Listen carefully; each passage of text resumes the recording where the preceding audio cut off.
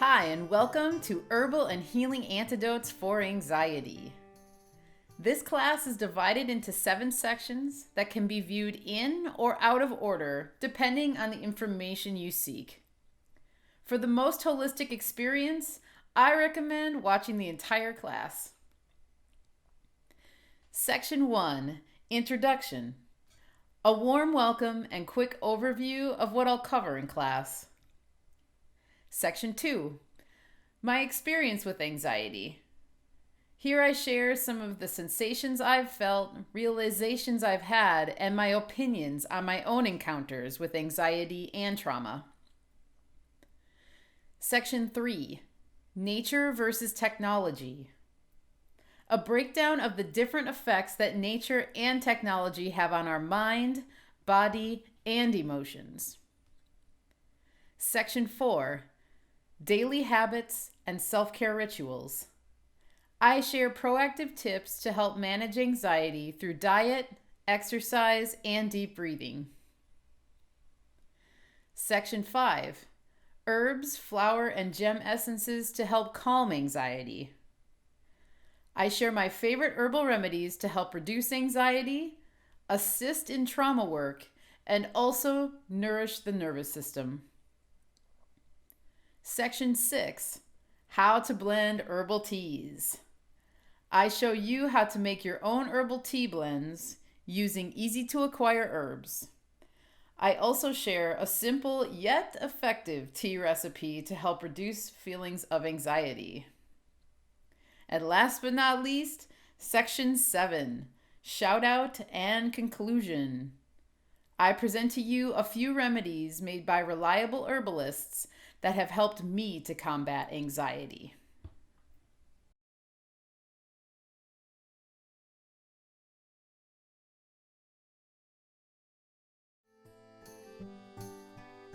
So what is anxiety? Anxiety, in my opinion, is the body's response to fear, but particularly the fear of things that have not yet happened. I also find that anxiety comes when we're not communicating our truth, when we're not speaking our minds, and when we're not just talking about the thoughts and feelings that we're having. So I've struggled with anxiety myself. There was a point in my life when alcohol and parties became a way for me to avoid the feelings of anxiety that I was having. And then it took me even longer to understand that the reason I had a lot of anxiety during certain points in my life was actually me avoiding traumas that I had gone through and not processing them fully. So I would be stuffing these things down and building up a wall around myself because I was too embarrassed to actually talk about what I had gone through, and then in turn, what was actually causing me anxiety. So not only was trauma and unresolved trauma causing me anxiety, but then I was also causing anxiety for myself by just simply avoiding it and not talking about it, and then fearing what would happen if I would talk about it. So although there's always places where we can improve ourselves and heal, I really truly feel I have a much better grip on what anxiety is and what some of the root causes of it can be. So without further ado, I'd like to take you into the practices that I chose for myself, along with some of the herbs I incorporated to help myself heal so that I can help others heal. Chinese philosopher Lao Tzu has a quote that, in my opinion, sums up anxiety and depression really well. So my paraphrase version of his quote is, if you continuously ruminate on the past, you're prone to depression. If you constantly worry about the future, you're prone to anxiety. And if you focus on the present, you're prone to peace. This is something that I do oftentimes remind myself of because I find it to be really straight to the point. And when you really do sit down and start thinking about how anxiety feels and how depression feels, and then you might take a moment to wonder, well, what do I normally focus on? You're able to really make some good connections just by listening to the words in this quote.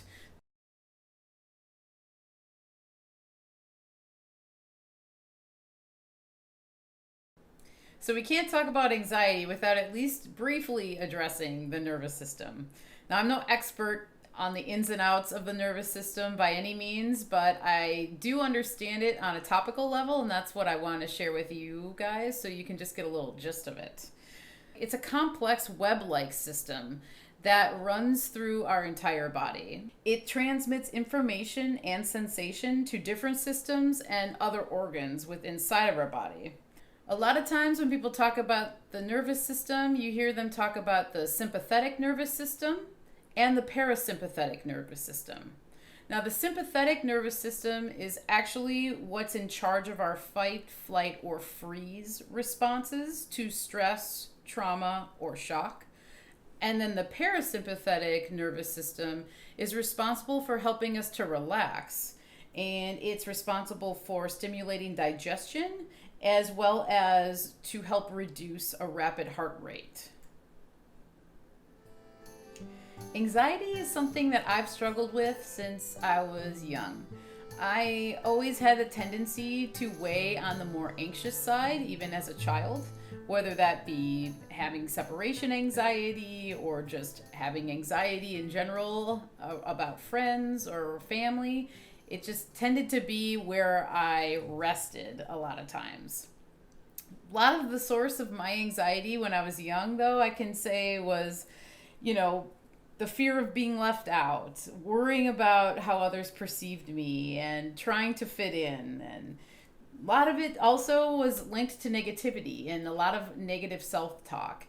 So some of those things is a lot of stuff that a lot of people deal with, especially when you're young, but it's especially when you don't know who you truly are. And I find that a big source of anxiety comes from just that alone, of being unsure of yourself and not having self-esteem and just really not even being sure who you really are because you're trying to find those sorts of things.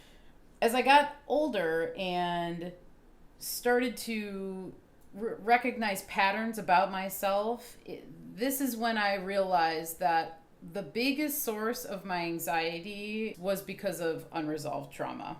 And it affected me on so many levels that I didn't even realize that it was affecting me until I actually sat down and started to do the work and dig into this stuff.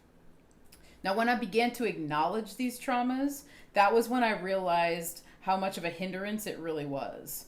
I could then see how the traumatic event splintered my personality, and I could see that there was a distinct point that after a specific trauma where my life kind of it just curved, and that's when I did choose to begin to party more, begin to drink more, begin to avoid these things more because I was scared and I was hurting and I didn't want to have to address it because it's hard to address trauma. It's really, really hard. And that's one of the reasons why a lot of people never do it. And it's another reason why a lot of people struggle with anxiety. But for me, now coming onto the other side, I wouldn't trade any of the personal work, any of the pain, any of the tears, any of the sleepless nights for anything, because there's a freedom that comes with doing this work, but there's also a bravery and there's also a willingness to go there that also comes with it.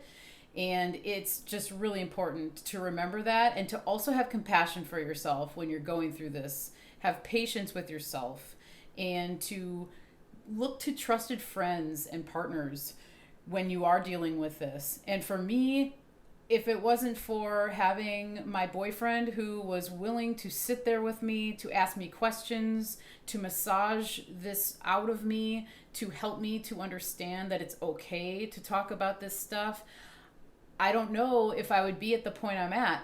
I do believe that I would have eventually gotten there, but I really would encourage people to reach out to people that you trust, and talking is a really great antidote for anxiety. Just talking about how you feel, talking about what's happened to you, and talking about yourself, your true self, and not holding back on that, because those were the things that I was doing, was holding back. And I would be too afraid of what somebody would think of me, or it was mostly embarrassment. It was embarrassment of a lot of things, and embarrassment can be a really big source of anxiety. A researcher who I really appreciate and respect by the name of Ross Ben brought up in an interview a couple weeks ago the thought about unproductive emotions.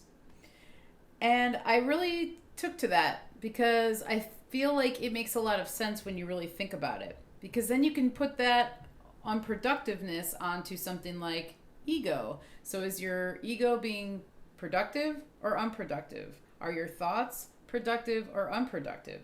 This really goes along with some of the things that are important to think about when you're dealing with anxiety, because sometimes our egos, when we aren't looking at them from a productive standpoint, can make us so prideful that we will build walls around ourselves and around our emotions, and we will not let anyone into it. That's super unproductive, because you're not only hurting yourself, but you're hurting others around you by doing that. So keeping in mind, are my thoughts productive right now? Am I spinning negative thoughts that are causing me to project something into the future that I have no idea if it's even going to happen or not?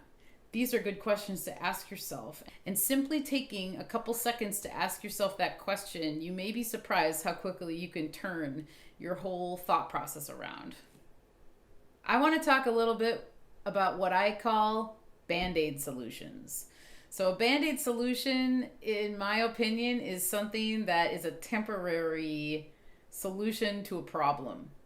So as I mentioned before, I took to alcohol and parties to deal with emotions and anxiety and things like that. And I can admit now that I used alcohol and even cannabis as a crutch to avoid having to deal with the emotions and to subside them, or to make myself feel good temporarily, though. Because if you have slipped into those patterns before, what you'll notice is that the more you go down those roads of just drinking it away or smoking it away or whatever, doing it away, it comes back tenfold even sometimes. And then you have to do it more and do it more and do it more to just avoid it. And really, you're causing yourself so much more pain than you could ever imagine by doing that.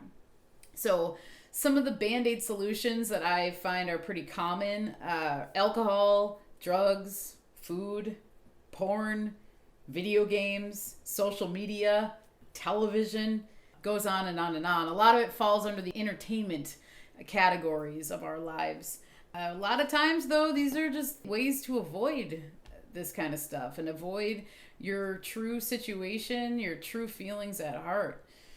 So there's always time to have fun. Now, don't get me wrong. I'm not trying to demonize, alcohol or cannabis or anything, because at this point now, I feel as though I have a really healthy relationship with it. I respect it. And I think that there's a big thing that goes along with these sorts of things is being able to respect a substance or respect a person or respect an herb. But mostly when we're looking at things that people use to forget about problems, there has to be a level of respect there, because we can be taken over by vice. It happens all the time. We see it happen to people we love. It may have happened to us at some time. So it's really important to establish a really healthy relationship with it. Some people can do that and still incorporate small amounts of these things into their lives, and some people can't.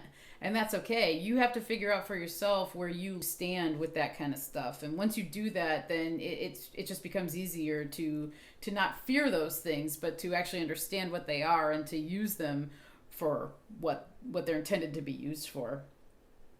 So aside from all of those things, I want to talk a little bit about solutions too, because there has to be a solution to this, and there is. So talking is a huge solution to anxiety. Using your voice, journaling, physical activity, and working with your hands. Now, I really love to cook.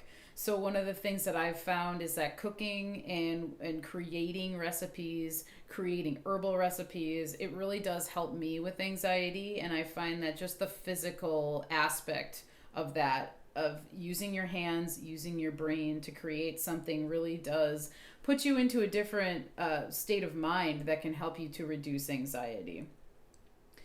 One of the other things too is the integration of trauma, fear, shame, and guilt. Again, like I said in the beginning, it's really crucial to healing all this stuff, or beginning the healing journey of anxiety.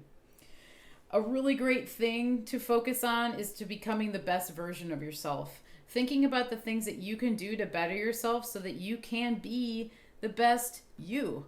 That's really one of our goals here in life. At least it's one of my goals, is to just become like the best version of yourself so that you can be happy and find people around you that want to be happy too, and who are working on that same sort of stuff.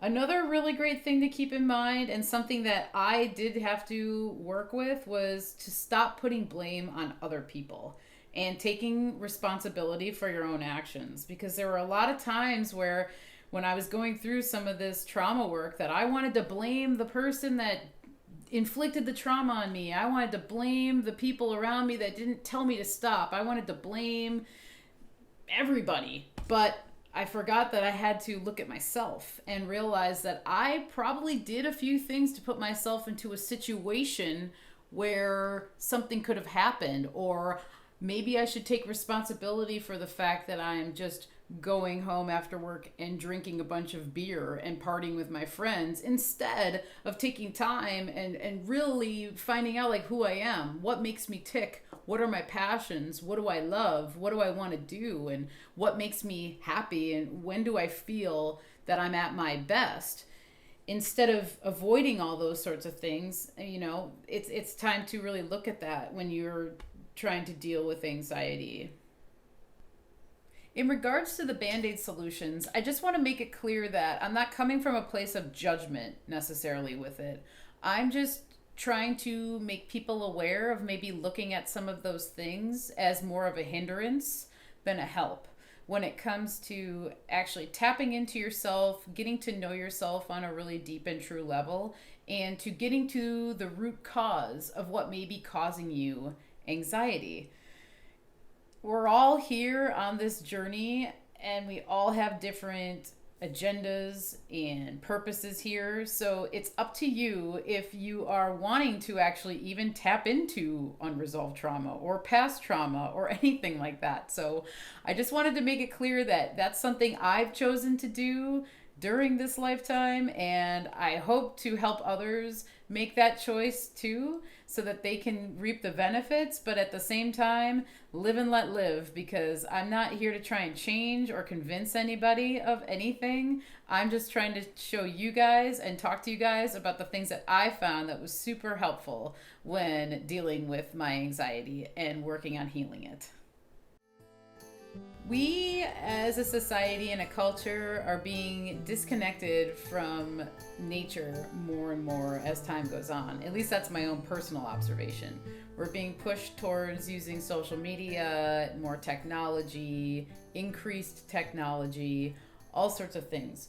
Things that we normally used to not have to do online, we're now doing online. So I find that very interesting when you start looking at the amount of anxiety that really is in the world in general. And it's no surprise when you look at it from that perspective. So nature, just by its own nature, it promotes a sense of calm, and it really forces us almost to become more introspective, and it helps us find equilibrium when we're even in nature. If you go out for a walk in the woods or you go on a hike, you can feel that sense of calm that just comes over you almost instantly as you walk up to a trailhead. At least that's the case for me. Nature also encourages and improves our focus and our patience. Its slow, steady energy is very grounding, and it actually can help us to improve motor skills and to exercise our minds and our eyes together by seeing things in the distance, or seeing things close up, actually touching things, and having our senses stimulated by being out in the wind or having smells of flowers and plants come to you. It really, the connection with nature is so important, and I find it kind of sad that we're losing it, but it's like a personal choice whether or not you want to reconnect, because nature's all around us. So it's very easy, if you have a garden, go out into the garden and just start digging in the dirt. That's a really great way to start to connect to nature that's really close to you and around you. One of the other things that nature provides to us is natural light from the sun. This is really important as opposed to the unnatural light that's coming from our screens on our televisions, on our laptops and computers, as well as our phones and tablets. The natural light and the sunlight, it really it brings us all back to life. We're Our natural instinct when the seasons begin to change is to go outside and be in the sun and just to feel that energy that we get from the sun. Not only does it bring life to us, but it brings lives to the plants and the trees and the birds and everything around us. So it's really beneficial to be getting that natural light. Something else that the earth does provide is a natural frequency, and the earth does have its own frequency, and it's called the Schumann resonance. Now, something that you can do as a practice to connect with this frequency and to help bring yourself calm is something called grounding. So you can go outside, you take off your shoes and your socks, stand on ground with dirt and grass beneath your feet, and you will definitely feel a difference after about a half hour to 40 minutes of doing that. Even if you only have 10 minutes, it can really make a big difference. Better yet, lay your whole body down on the ground and just try and calm your thoughts and focus on tapping into the energy that the earth provides, because that alone can really help to calm and soothe anxiety. So technology, on the other hand, technology, in my opinion, is more of a stimulant, whereas nature is more of a relaxant. So when you're dealing with technology, you have the internet and social media and television. It can heighten feelings of anxiety, actually. It keeps us in this kind of more of like a darty sort of state. We're dealing with flashes and swipes and scrolls of information. This all equals the desire for more, I feel like. It leaves us maybe feeling unsatisfied if we haven't been on it enough. Whereas with nature, you can be in nature and you can just feel like, oh, that was great. I had a couple hours to hike and I feel rejuvenated and energized. Whereas I feel like the being on the screen a lot and being consumed by all that, it can drain. It's actually draining of your energy. At least that's what I find personally. So it's not as relaxing to our senses. There's less exercise going on between the eyes and the brain, and the vision and the body and the mind. You can kind of drone out a little bit more when you are online. Drone out in a way that's kind of more hypnotic, in my opinion. Now, again, with the artificial light, that's something that's really important to think about. If you are interested in it, you can research it more on your own, but there is a light spectrum. And when we're looking at the light spectrum, natural light falls more on the red, orangish spectrum, whereas the artificial light that we get from our screens and things falls more on the blue, cooler side of the spectrum. Again, look it up for yourself. It's pretty fascinating if you're interested in that. But the blue light is actually what we're getting when we're looking at the screen, which is it's colder, and it kind of, in my opinion, actually promotes more stagnation than it would what the sun with its warming energy can stimulate more movement. And then again, going back to the frequency, we're getting unnatural frequencies from our devices and from the EMFs that are required to actually provide us with Wi-Fi and things like that. So when you are sitting on your phone or sitting in front of your computer all day, your frequencies that are coming at you are just a little bit more combative to what your natural frequency is. So that is something to think about when you are spending time on the screen. I mean, nowadays it's almost impossible to not do something on the internet. So again, like I said about the BandAid Solutions, this isn't about judgment or something. It's more about helping people to maybe look at what their habits are and how they could maybe adjust them to start slowly helping themselves. This isn't about just like canceling all your accounts and throwing the cell phone in the garbage, although sometimes I do think about doing stuff like that. But when you sit down and think about the reality of it and where we're moving towards, it might just be wise to regulate that stuff and spend a little bit more time outside if you're on the phone or the computer more. An important thing to remember is that a healthy lifestyle leads to wellness. And when you have a healthy lifestyle, you'll start to notice that you have less symptoms of anxiety and depression and frazzled emotions. So, food and your diet and what you consume is super important. And the healthier you are on a daily basis, the more grounded you're going to be and the more in control of your life and your thoughts that you're going to feel, and you actually will be in control of them as opposed to them controlling you. So some of the really healthy fats and healthy foods that you can incorporate that will actually help to keep your nervous system strong are fats like coconut oil and other healthy oils. All the grass-fed butters and cheeses, grass-fed meats, and dairy are really great. They have a lot more nutrients in them than grain-fed dairy products and meat products. The other thing that's really great to incorporate are fermented foods. I'm a huge fan of fermentation. I ferment lots of things here at home, so I'm always really consuming fermented foods, and I find it to be a really great way to incorporate healthy bacteria into your gut. And your gut plays a really big role in your emotions and your nervous system as well. A lot of people say our gut is our second brain, and I really truly believe in that sentiment, because there's a reason why we get butterflies in our stomach, and there's a reason why we get a feeling in our stomach when we're not sure about what to do. And the healthier your gut is, the healthier your decision making is going to be, and your thoughts in general. Leafy greens and salads, super important. They're really calming and cooling to the body as well. So I try and have at least one salad a day, if not two. That's a really great habit to get into as well.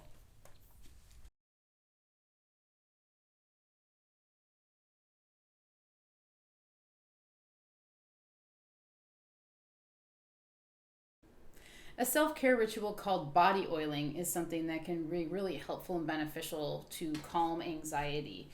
Now, what this practice is basically the act of covering your entire body in a oil. And preferably you want to do this after you've raised your heart rate a bit. So I like to do it after I've worked out or after I've done some strenuous yoga. And I like to take an infused oil. This here is a cannabis infused oil that I make. I use this sometimes, and I also like to use rose infused sunflower oil. That works really great because it's really light and it absorbs into the skin pretty quickly. So after you've had strenuous activity and before you take a shower, you want to just coat your entire body, even your head and your hair, with oil. And so the idea behind this is to create like a self-contained cocoon for yourself. So when you're body oiling, you want to pay attention to the open spaces of your body. So you want to even apply oil into your nostrils, on the corners of your eyes, even the corners of your lips, your belly button, and paying attention to the genitals to make sure you're just like closing everything off.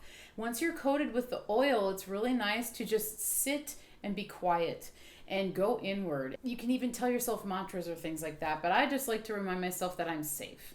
And there really is this calming, soothing sense that comes over your body when you're doing this. And there is safety in that. And to remind yourself that you are safe when you are feeling anxious or depressed or anything else can go a long way. And the oil, like I mentioned before, is really important for the nervous system. So you are coating your body with oil, and our skin is the largest organ of our body. And so you're going to be absorbing that oil into your body and then in turn onto the nerves, coating the nerves. And that's one of the other aspects about that practice that's really so valuable. I actually try and do body oiling about once a week, and I usually do it before the shower. And I'll forewarn you that this is Carl. He keeps jumping up, and he's going to keep jumping up, so we're going to hang out with Carl and talk. It could coat your bathtub sometimes. The oil does after you take a shower, so just be aware of that. But if you're diligent about cleaning the shower after you take one, after you've done the body oiling, it really doesn't cause that big of an issue. Now, speaking of cats, he's been a really great calming partner for me. He is just a lovely dude, and it's funny that he keeps wanting to come up. He's jumped up about 5 times now, so I figure we'll just keep him here, and you guys can all just like meet Carl for a second. So, yoga and exercise, also really great practices to get into when you're trying to bring calm to yourself and to improve your health and all sorts of stuff.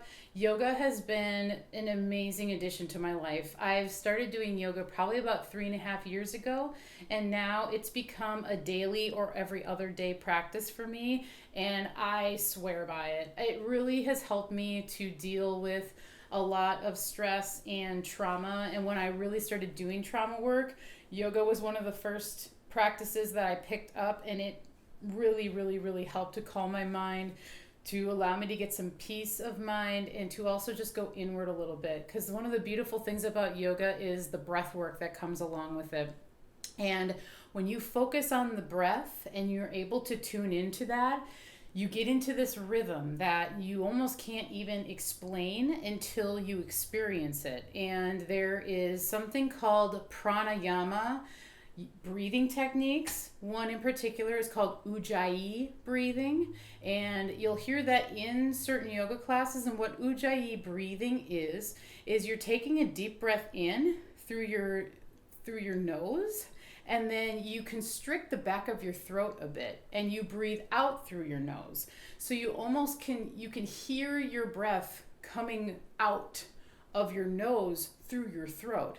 It's really interesting, and I recommend you looking it up if you're not sure about it, because there's something that has to do with the focusing on the restricting of your throat when you let the breath out, that continuously allows you to pay attention to your breath.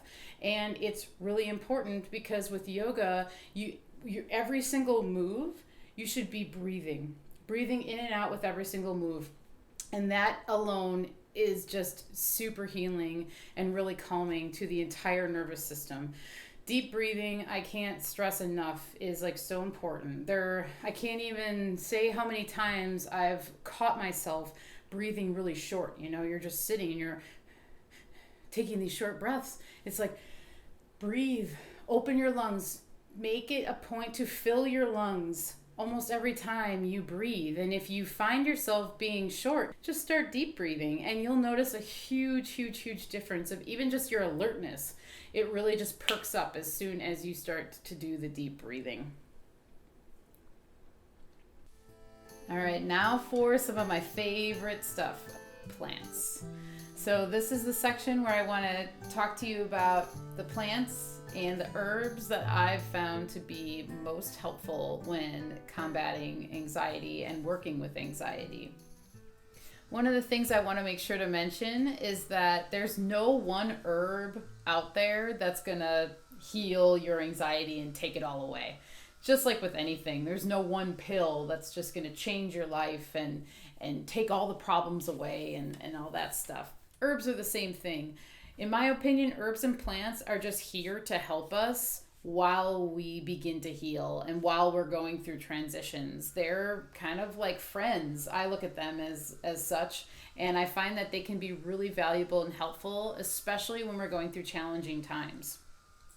So I also want to talk a little bit about flower and gem essences. And if you're not familiar with what they are, a flower and a gem essence is basically capturing the essence of a flower or a crystal. And so it's usually the flowers or the gems are usually taken and put into filtered or spring water. And the idea is that when they're put into the water molecules are actually picking up on the vibrations and the frequencies of the flower and the gem. These sorts of essences are very gentle medicine. They're very subtle medicine, and that is why they work so well when a person is dealing with anxiety, depression, sadness, and trauma. They are some of the most valuable medicines that I've found when it comes to dealing with the really fragile states of emotions that come along with experiencing trauma. So I'm going to take you through some of these things here. And yeah, these are some of the herbs that I personally use and go to when I'm not feeling so good. The category of herbs that tend to be the most helpful with anxiety are called nervines. So nervine herbs tend to work with the nervous system, hence the name nervine. They're known for their ability to calm and support the nervous system. Now there's 3 different types of nervine herbs. One type is called a nervine tonic. These types of herbs actually help to strengthen, tone, and nourish the nervous system. So they're going to have a lot of calcium and magnesium in them usually. They'll usually have some sort of like a slimy texture to them that will indicate that they'll help to coat the nerves, and they're going to be usually more cooling to the body. The second type are called nerve relaxants. Now, these tend to have more of a strong ability to really bring the feelings of anxiety down. So they're going to go really great with people who are experiencing acute anxiety or perhaps a panic attack, something like that, when anxiety comes on very strong. These are going to really relax the system and be able to even reduce heart rate and help you control your breathing and just really calm you down. And then the third type that I want to make sure to talk about are called nervine stimulants. Now these are technically, like, coffee falls under this category, so that we're dealing with caffeine in some of these. Black tea falls in here, yerba mate, cola nut. These all stimulate the nervous system. So although they can give us energy, it's usually an energy through something like caffeine, where it's going to actually bring you to a crash at some point. So if you are dealing with anxiety and things like that, really try to avoid stimulants in general, because they do kind of just like tighten you up, and they will start your heart to race and things like that. So important to know the differences of the types of herbs that you might be working with when you start to explore how to help reduce your anxiety. One of my favorite nervine relaxants to go to with anxiety is lavender. Lavender is a highly popular and highly sought after herb, but it's really for a great reason. It's not only beautiful to look at, but it smells amazing, and it really does have a really calming energy to it. It has really great properties because not only can it help to reduce anxiety and bring a sense of calm, but it also is really great antibacterial, antimicrobial, antifungal herb. So it can be used for a skin wash to heal wounds. It can be used as an infused oil to put onto troubled skin and places of acne and stuff like that. It also has this really great ability to help us open up channels of communication. It is ruled by the element of air. So there's something there having to do with mental capacity, mental thought, and lavender will help to stop spinning thoughts. So if you're finding yourself just continuously circularly thinking and running your mind, lavender is really great for that. And it has an affinity for the head, I've found, and it's really great for headaches too. So if you're really tense and you have tension headaches due to anxiety, lavender could be a really great ally for you. Just smelling lavender can really help to reduce headaches. I like to rub it onto my temples, like in an infused oil. You can also use an essential oil, but if you're going to use the essential oil and apply it to your skin, I recommend putting the essential oil into a carrier oil, such as grapeseed oil or almond oil or something, and then applying it to your skin. Because the essential oils can burn if you just put them on topically. You can also smell the essential oil or run that through a diffuser, and lavender can be a really, really, really helpful ally. The second herb that I really love and has been such a great friend to me, especially for helping me with anxiety and dealing with PTSD and things like that, is an herb called Motherwort. Motherwort is super special. Her name in Latin is Leonaris cardiaca. I like to call her Lionheart. Some people call her Lion's Tail. But she is in the mint family, and the mints tend to have a very calming nature to them. She is an ally for the heart and can help reduce heart palpitations, rapid heart rate, emotional blockages in the heart, which anxiety can stem from things like that. So I find her to be really great for that. Susan Weed is an herbalist who always talks about motherwort being great to use if you are overthinking things in the future or thinking in the past, because that's usually what will create anxiety and depression. Motherwort can really stop that. It can really just like calm you almost instantly. I've had times where I've taken motherwort, just like 10 drops, and have felt calm within 5-10 minutes after taking the dose. The other thing motherwort's really great for is bringing you comfort that a mother can bring, that sensation of being held and being just calmed down by an energy of a mother. You know, I find that these plants not only have medicinal benefits to our bodies, but they really help our emotional bodies. And that is one of the things that you want to keep in mind when you're working with plants and anxiety, because anxiety is, it's taxing on our emotions, and it's taxing on us physically, and that's why plants can be such effective medicine for it. Another herb that I've turned to a lot to help me with anxiety is lemon balm. Lemon balm grows almost everywhere, and it grows really rapidly. So if you have lemon balm in your yard, I highly encourage you to take advantage of that and make some tincture or make some tea of it, because lemon balm is ruled by the moon, and it is a water plant. So it works with the emotions really, really well, and it helps to bring our emotions to a calm place. And if we are going through an overly emotional time, lemon balm can be really helpful with helping us go through that. So it's really uplifting and has a very nice lemony scent, and it is also in the mint family. So it, just like motherwort, has that same calming effect that a lot of the mints do.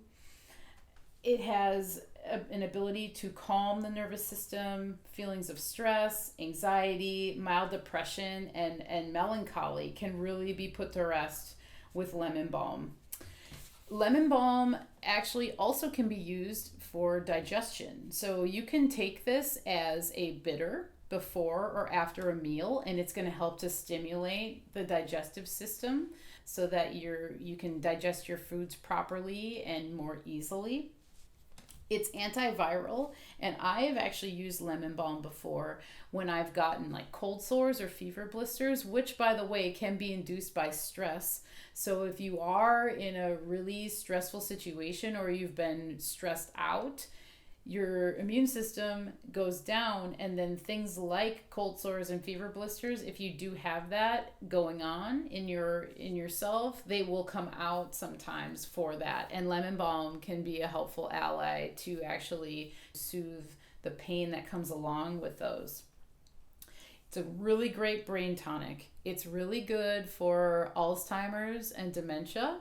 It helps us to have a better, more clear memory and to be able to recall things a little bit better. So when you're looking to achieve a clearer mind, lemon balm can be really great for that. Lemon balm is super safe for children as well. It helps people and children who are hyperactive, who maybe have a little bit of ADHD and have a hard time focusing. Lemon balm can come in and just really give you the focus that you need. And a lot of times when we're going through emotional things that do cause anxiety, it's really hard to focus. And I find that lemon balm for me has always been the herb that I turn to when that's the issue. When I'm needing to get things done, but I am feeling anxious, lemon balm is just really, really wonderful. And like I said, it grows almost everywhere and it's really easy to identify. But if you are unsure if you have lemon balm in your yard, make sure that you do ID it properly before you begin to ingest it and make medicines with it. And the last of the nervine relaxant herbs that I wanted to cover is Kava root. Kava is native to the Pacific Islands, so it's a tropical plant, and the part of the plant that's used for medicine is the root. And this root is very relaxing and is known as a social lubricant actually in the Pacific Islands and elsewhere in the world, but that's how it's used. It's actually used as a ceremonial drink before they do rituals and things like that because it really does calm people down.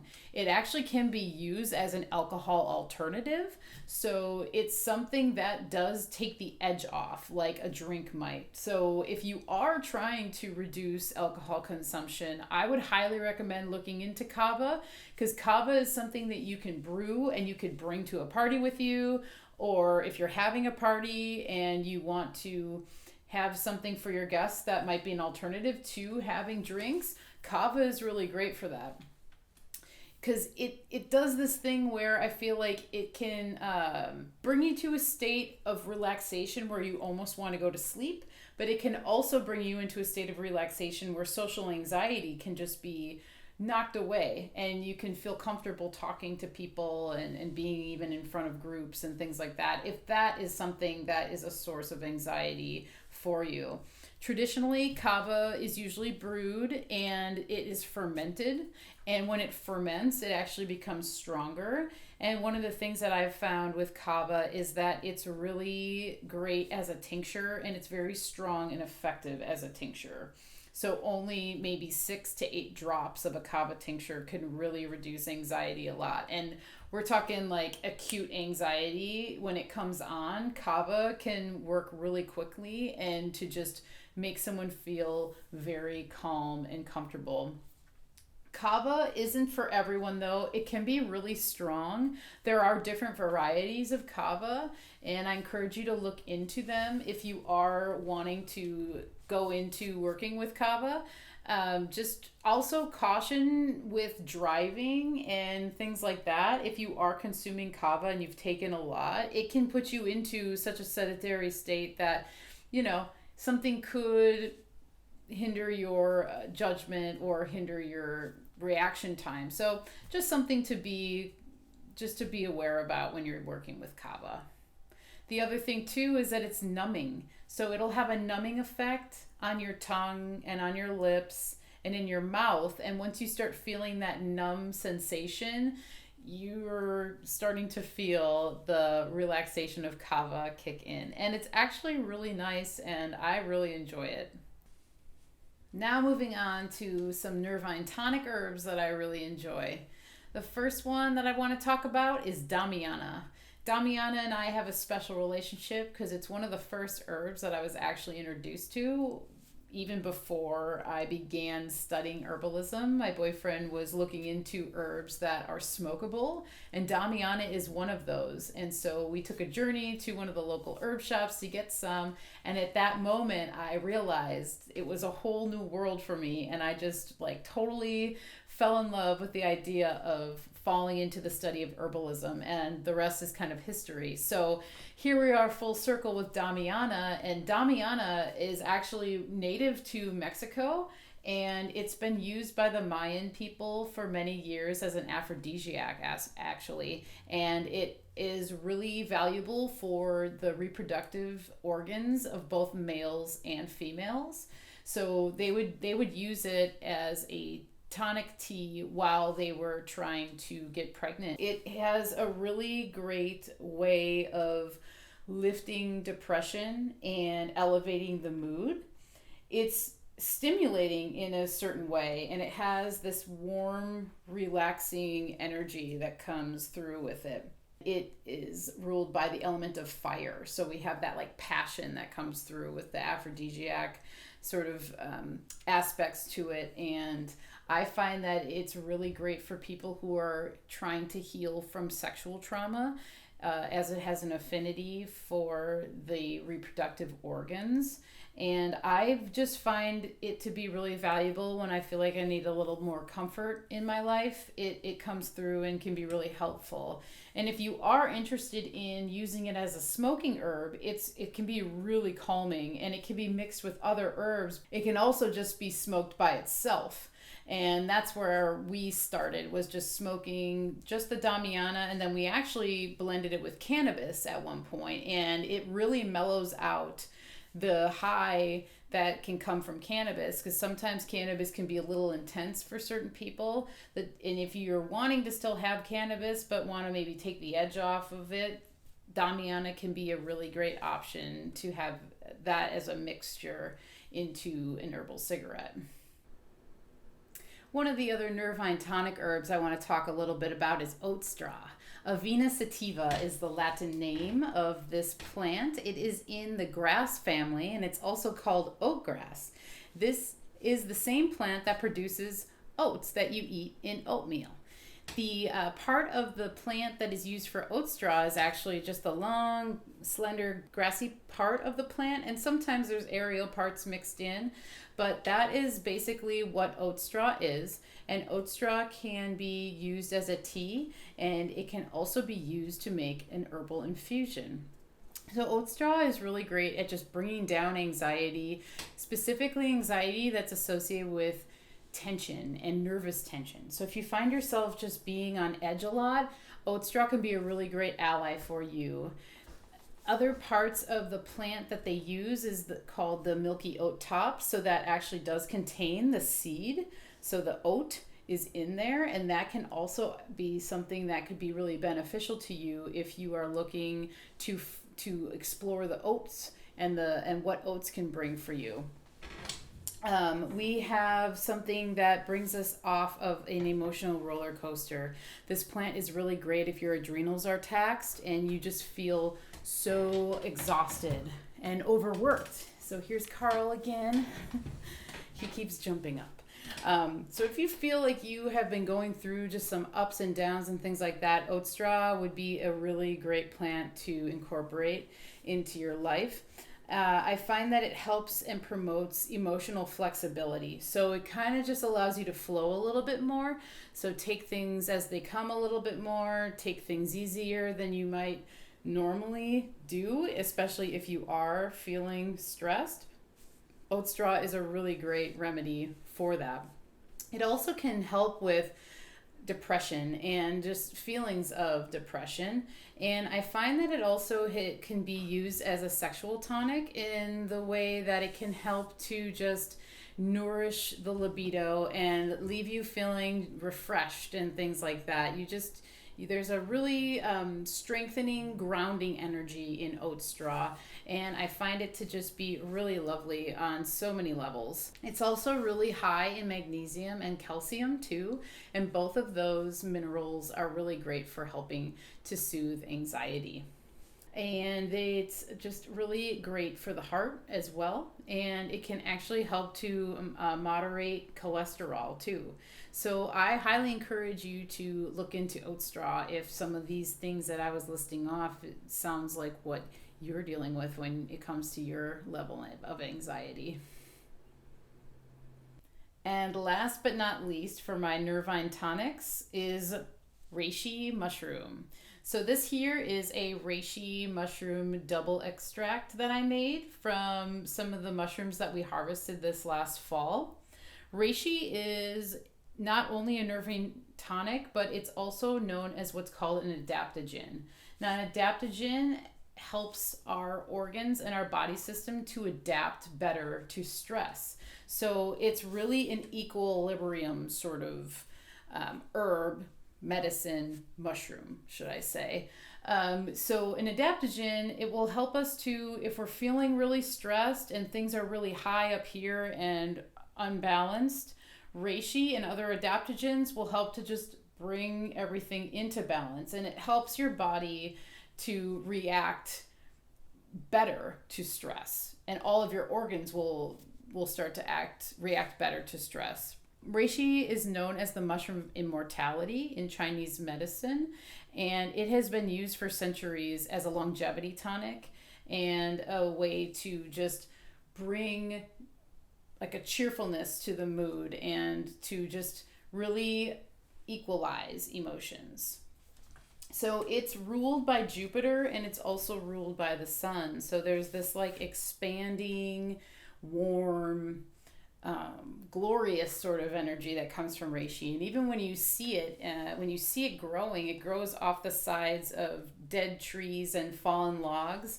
And when you see the pattern of reishi mushroom, it just like radiates kind of like this, and it has just like a gradient of browns and tans and white and almost like a creamy sort of yellow color. And I find it just to be such a really great forest medicine, and it's really calming to the system. It's anti-inflammatory. It has anti-cancer properties. It is just a wonderful all-around safe mushroom that you can take almost on a daily basis.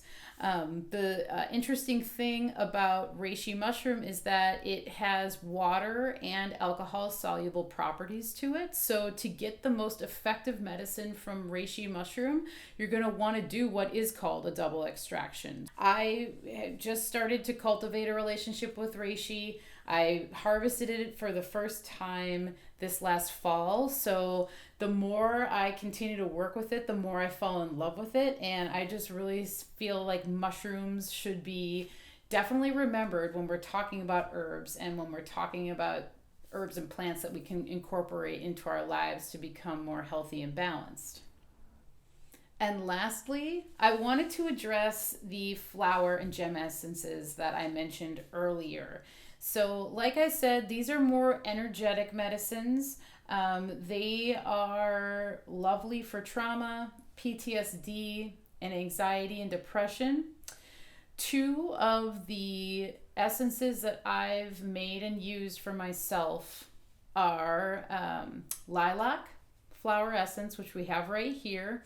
This is great for depression. It has a joyful energy just like the flowers do. It's beautiful, and it really helps people who are having a hard time getting over things that have happened in the past. So when we're dealing with depression and things like that, lilac flower essence can be really super valuable. They are taken just like a tincture would be in drop doses. I like to start with just 3 drops of a flower essence and see how I feel. Usually the drop doses are very potent and they can really bring up emotions. So I've had it where I've taken essences like this, just even 1 drop, and I've totally just been overwhelmed with the emotion, and I've been able to process things a little bit more easily. So that's just something to be aware of, that, you know, they pack a punch even though they're so gentle and you're taking such a little bit. And the second essence that I've really found super helpful is rose. This here is a rose and rose quartz elixir that I made. And rose is just such a wonderful, lovely flower, and it is actually a heart remedy. And so it's ruled by Venus, which is the planet of love and rules the heart and just rules beauty. Rose also has the highest vibration of all the flowers, which I find to be interesting. And with the rose quartz added to the rose essence, it's just like a love fest in a bottle almost. That might sound weird, but it really does feel like it's love in a bottle, and it tastes delicious. And I really find it to be comforting, especially when you're going through really emotional times. If you're dealing with maybe a personal loss or something like that, if you're going through a breakup, if you just have had to make a decision that's totally broken your heart, rose can really come in and help with that. So I highly recommend looking into flower and gem essences if you're interested. Do your own research on all of these things that I'm talking about. but specifically the essences, because they're just a little bit different. They work different. There's different parameters for making them.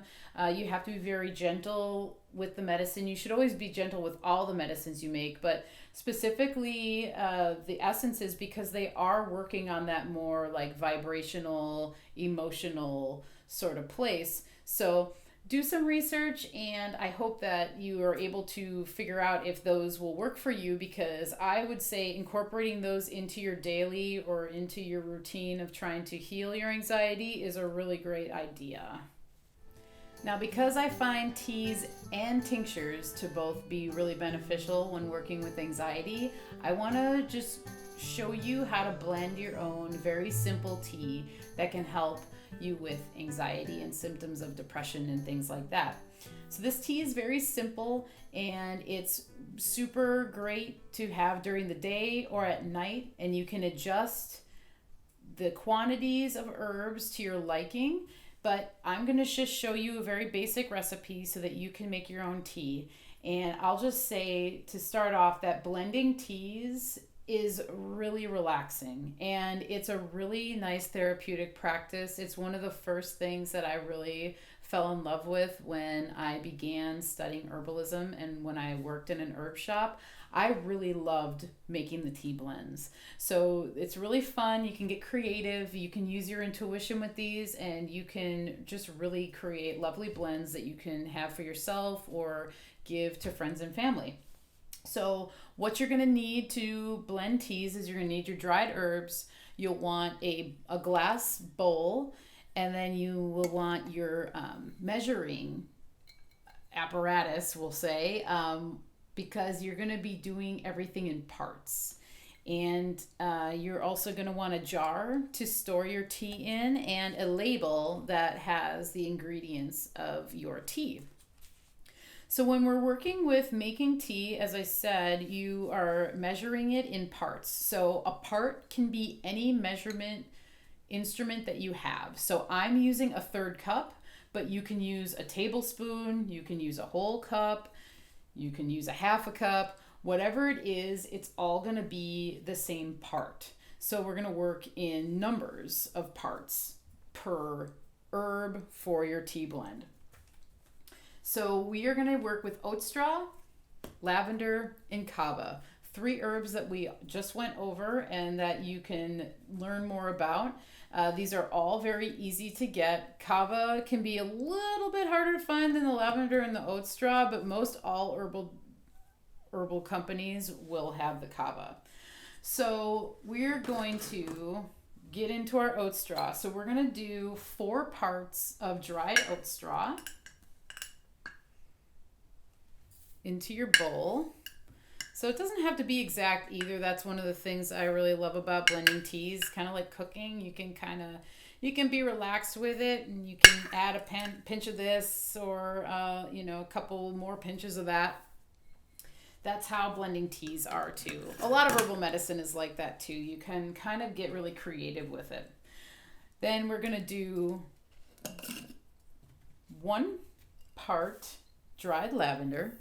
Lavender is really strong, so that might not seem like it's a lot to the ratio of oat straw, but once you drink it, you're going to realize that it actually is. So we're going to do 1 part of lavender flowers. And then because the kava is quite strong, and the thing with kava is when the longer you steep it, the stronger it will be. So this tea can be steeped longer if you want the kava to come out stronger, or if you're going to go ahead and make this yourself, you could just add more kava. So we're just going to do a 1/2 part of kava.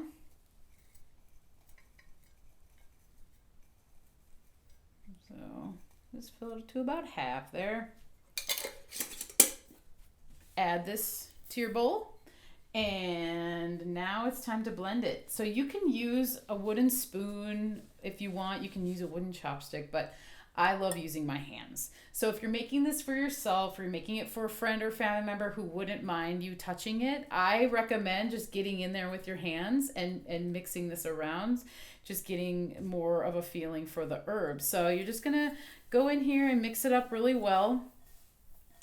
The oat straw in this tea, obviously, because we're using more of it, it works as the base, really. So you're not really going to get too much of a flavor from it. It's going to bring a sweetness to the tea, but what's really going to come through is the lavender and the kava. And so, like I said, you can adjust these measurements to your liking, whatever you find works best for you. So once this is blended really well, it smells so good. Oh my gosh. That's one of the other great things about blending teas is the smell itself is just super calming. So once it's blended really well, and if you feel like you want to, at this point, go in and add a few more, which I'm going to actually do. So I'm going to add a couple more pinches of kava, and that's going back to the whole intuitive thing with the tea blending. So just I'm adding a couple more pinches. We're going to mix that around, and once it's really well incorporated, just grab your clean glass jar and you can fill the jar with your tea blend. And this tea, I would recommend you store this out of direct sunlight.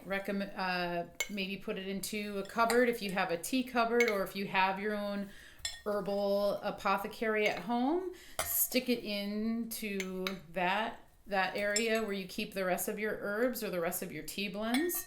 And this tea will last, I mean, it can last years if you store it correctly. So as long as it's out of direct sunlight, you're in business with it staying well. So seal that up, and also make sure to put your label on it. Super important to label everything that you make, especially tea blends, because I've made tea blends before and I've forgotten to label it, and it's almost impossible to remember everything you've put in there. Even a simple tea like this where there's only 3 ingredients, it's almost impossible to know, because everything, when it's blended together, just you start to lose the scent of everything. So make sure you label it.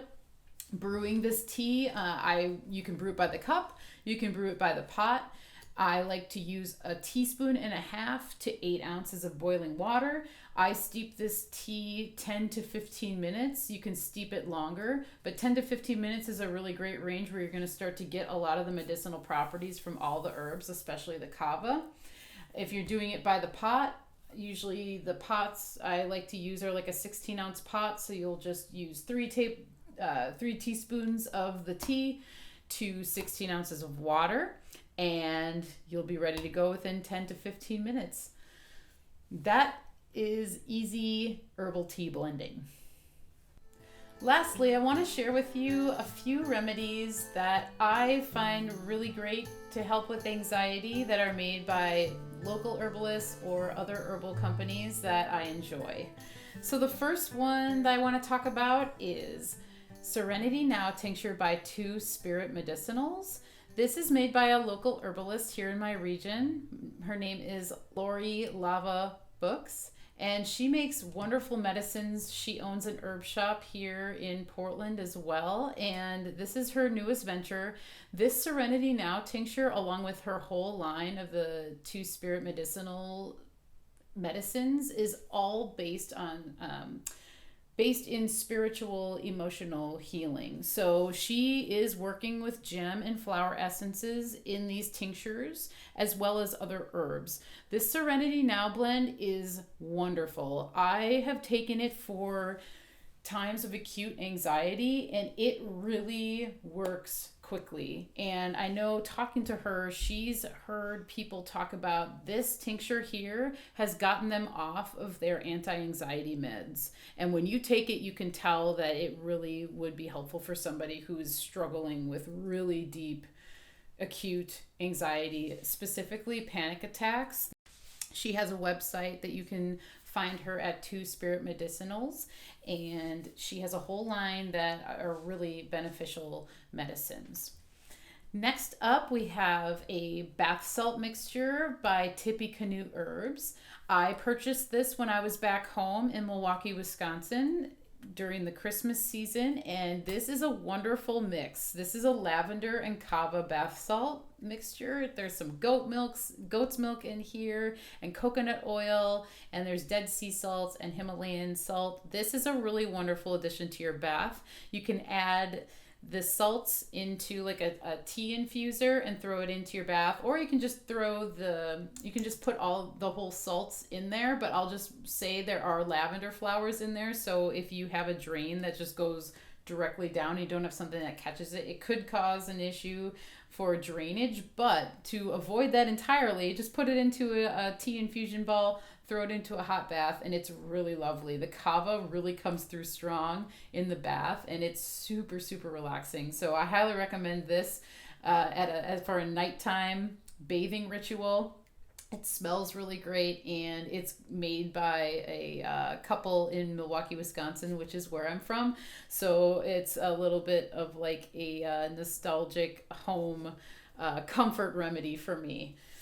And lastly, I wanted to talk about CBD. Now, I didn't really talk too much about cannabis or CBD as a remedy, but I will say that I've found a lot of relief in CBD, specifically in this tincture here, which is made by Sun God Medicinals. They're down in Southern Oregon. One of the things I really love about Sun God is that they are blending cannabis and other medicinal herbs. So this here is made with CBD hemp, and there's also passion flower, milky oats, and skullcap in here. And so this I find to be really great for during the day. I like to take it before I go to the dentist because I get anxiety when I go to the dentist, and it really does help me to just be there and be okay and be fine with it. So for situations like that, so more like daytime social interaction stuff, this tincture is really great. It doesn't make you sleepy. It just brings your mood down or your emotions down to a manageable place where you don't feel too anxious or whatever. It tastes pretty good too.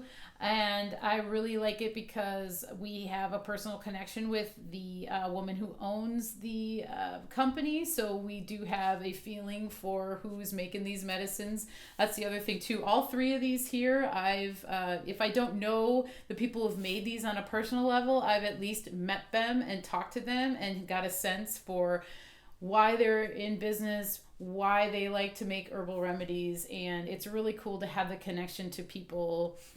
If you're taking a medicine, it's nice to know who made it. That's why it's really cool to make your own medicines, because you know what's in there, you know the intention that was set when you made that medicine, and that can make a big, big difference, especially when we're working with emotional stuff and anxiety and depression and PTSD. These are all really sensitive topics, really fragile times. So it's really good to know that your medicine was made with love and know that it was made with good intention. I want to just say thank you so much for tuning into the class. I really appreciate it, and I hope that you gained some knowledge. And I hope that if you are struggling with anxiety and PTSD and depression, that you find some peace. Just remember, you're not alone in this struggle of dealing with these types of emotions. We've all been there. We all have these emotions that come up from time to time, and there's nothing that you can do to like forever eliminate it. It's just about learning how to manage it better. I will have the class notes available as a downloadable PDF for free on my website, so you can go to www.michelleshealinghome.com and you'll be able to find the PDF underneath the classes section. So you can go there, you can download it, and I hope that this class really helped to bring you some comfort and some ideas on how you can start to help yourself to soothe anxiety and to tap into traumas and to tap into reasons why you might be experiencing some of these sensations. So I really hope you enjoyed it, and I want to thank you again for tuning in. It was really fun to talk with you about all these things, and I hope that you find some peace if you are struggling right now. And yes, take care and take it easy out there.